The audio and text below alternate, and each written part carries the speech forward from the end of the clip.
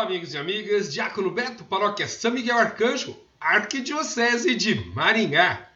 Estamos estudando o primeiro livro de Samuel. Hoje nós vamos olhar o capítulo 12.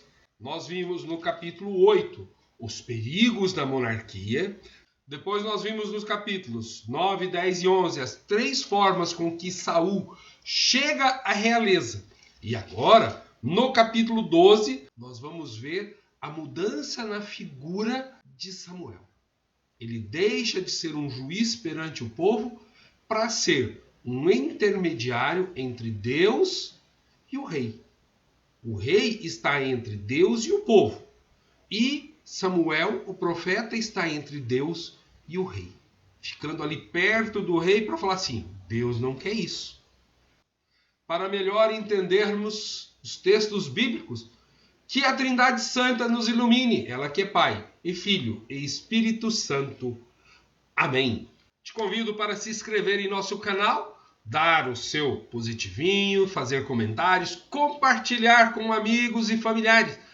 Convido você a pegar a sua Bíblia no capítulo 12 de 1 Samuel, que vai mostrar algo muito interessante. Começa assim. Então disse Samuel a todo Israel, eis que vos atendi em tudo o que pediste, e pus um rei a reinar sobre vós. Primeiro ponto importante, atendeu? Segundo, de agora em diante, será o rei quem marchará à vossa frente. Quer dizer, não tem mais juiz. Já estou velho, meus cabelos brancos, e meus filhos estão no meio de vós. Vivi entre vós desde a minha mocidade até hoje. Isso é verdade. Estou aqui. Deponde contra mim diante de Yahvé e de seu ungido. Quer dizer, Yahvé e o rei, que agora vai ser o juiz. De quem tomei o boi e de quem tomei o jumento, a quem explorei e a quem oprimi, da mão de quem recebi compensação para que fechasse os olhos diante do seu caso, ou seja, que fizesse a corrupção, não julgasse direito, suborno, eu vos restituirei.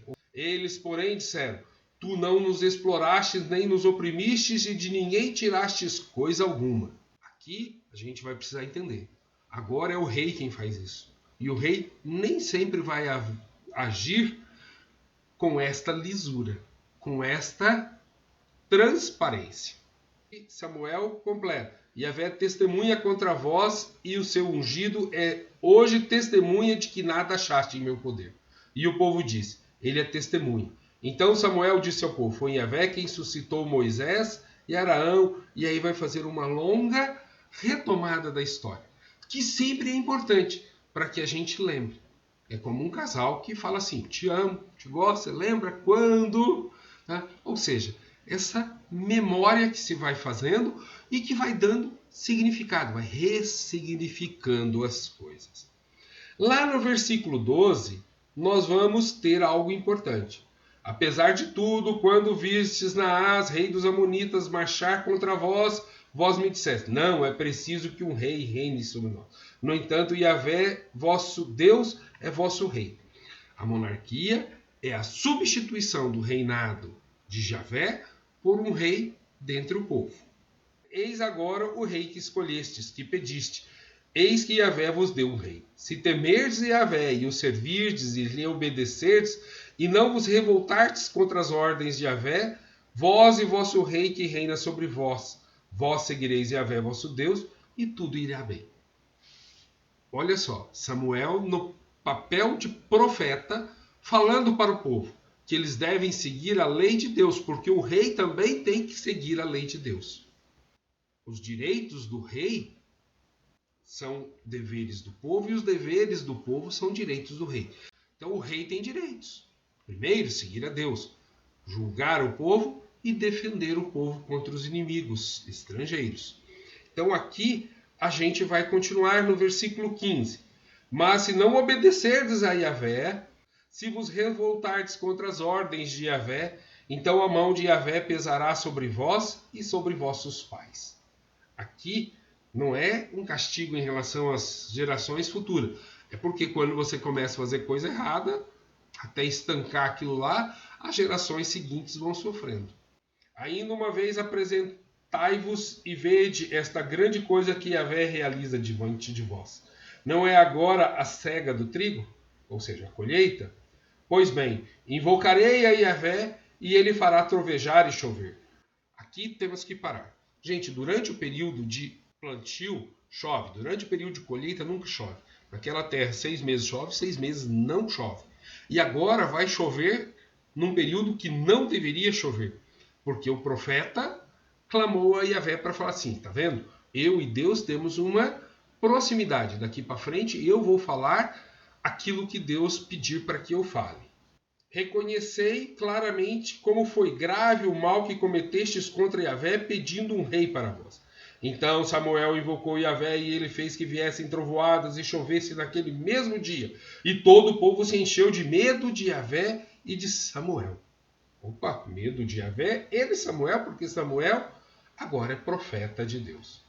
Todo o povo disse a Samuel, intercede por nós, teus servos, a Yahvé, teu Deus, para que não morramos. Ou seja, se chover, não tem colheita. Pois todos os nossos pecados acrescentamos a desgraça de pedir um rei para nós. Mas não vão deixar de seguir o rei. Samuel disse ao povo, não temais, cometestes todo esse mal, somente não vos afasteis de Yahvé, mas servi-o com todo o vosso coração.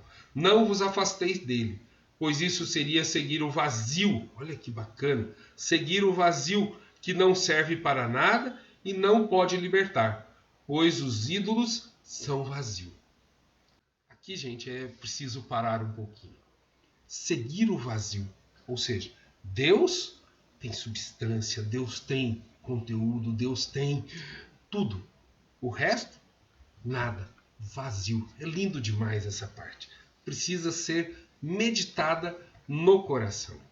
Com efeito, Yahvé não abandona seu povo por causa de seu grande nome, porque Yahvé decidiu fazer de vós o seu povo. Aqui outra coisa importante. Mesmo o povo cometendo um erro, Deus não o abandonou. Quem começa a caminhar longe é o povo que vai se afastando de Deus, cada vez mais, pedindo, inclusive, um substituto para Deus, um rei. Mas o rei não pode fazer o papel de Deus. Deus estava fazendo esse papel, inclusive as guerras para o povo. Lembram de quantas vezes Deus fez a guerra com os juízes? Ninguém morria, né? Então isso é importante. Quanto a mim, infeliz de mim se eu pecar contra Yahvé, deixando de orar por vós e de vos mostrar o bom e reto caminho. Olha só, o bom e reto caminho. Tem que seguir primeiro a Deus, depois o rei. Temei somente Yahvé e servi-o na sinceridade do vosso coração. Pois, vede o que ele fez de grandioso convosco. Mas se fizerdes o mal, vós e vosso rei perecereis. Aqui é importante percebermos o papel do profeta. O profeta é aquele que está a orientar o povo sobre os desmandos do rei e o rei sobre os desmandos que ele está fazendo para com o povo, deixando de seguir a Deus. Ao povo, o tempo todo a questão do perigo dos ídolos e da religiosidade dos povos vizinhos. Ao rei, o perigo da concentração de poder. Muitas mulheres, muito dinheiro, palácios, explorando o povo, fazendo com que o povo trabalhe muito para o rei e pouco para Deus. Porque quando você está muito cansado, explorado, se sentindo mal, as coisas não vão bem. Então aqui é importante percebermos a entrada do profeta. Entrou o rei, entrou o profeta. E nós vamos ter, durante todo o período da monarquia, que começa agora, até 586 a.C. São aí quase 550 anos, 42 reis entre sul e norte, e desses apenas 3 aprovados por lutarem contra os ídolos estrangeiros. Aquelas religiões que estavam tirando o povo do contato com Yahvé. Porém, todos eles vão explorar o povo. E os profetas estarão sempre a falar desses desmandos. Que bacana entendermos isso. Assim começamos a entender a figura do rei nos livros bíblicos e a figura dos profetas, como que esse intermediário entre Deus e o povo e entre Deus e o rei. Paz e bem.